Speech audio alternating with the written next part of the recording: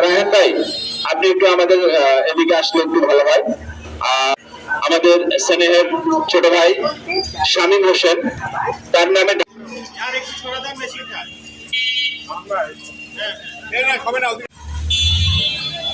আসলে প্রচন্ড রোদের অনুরোধ জানাচ্ছি।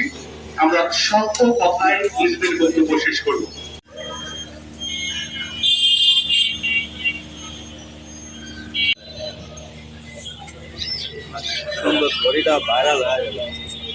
দোষীদের অবশ্যই শাস্তির আওতায় এনে কঠোর বিচার করা হোক, এই মানববন্ধন হয়েছেন।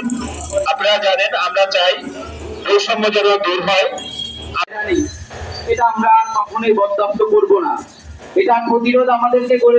আসুন আমরা সবাই সকলের পাশে এসে দাঁড়াই, কারণ সাংবাদিকতা মীমাংসা। এই যে শামীম ভাইয়ের নামে মিথ্যা হয়রানি মামলা,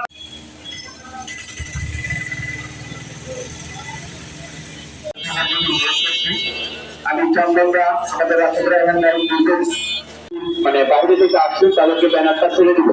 আমরা আমরা